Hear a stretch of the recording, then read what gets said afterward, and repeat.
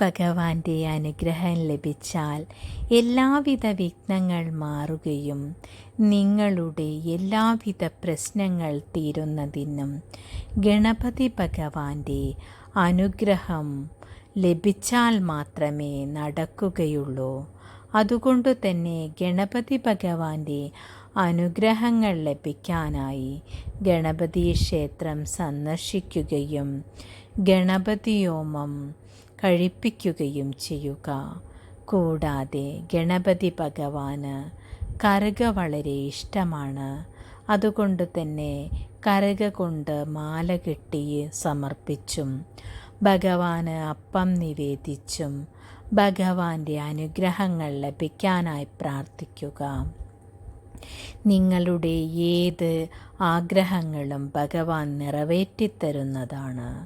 എല്ലാവിധ വിഘ്നങ്ങളും മാറി നിങ്ങളുടെ ജീവിതം വളരെയധികം ഗുണങ്ങൾ നൽകുന്ന ഒരു ജീവിതമായി മാറുന്നതാണ്. അതിനെല്ലാം ഭഗവാന്റെ അനുഗ്രഹം കൂടിയേ തീരൂ.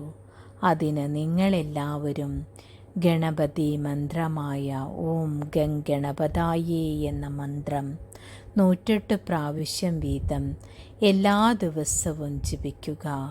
അതുവഴി ഗണപതി ഭഗവാന്റെ അനുഗ്രഹങ്ങൾ നിങ്ങൾക്ക് ലഭിക്കുന്നതാണ്. ഗണപതി ഭഗവാന്റെ അനുഗ്രഹങ്ങൾ ലഭിച്ചാൽ എല്ലാ വിദ്യകളും നിങ്ങൾക്ക് ലഭിക്കുന്നതാണ്. ഭഗവാന്റെ അനുഗ്രഹത്തിനായി നിങ്ങൾ ആത്മാർത്ഥപരമായി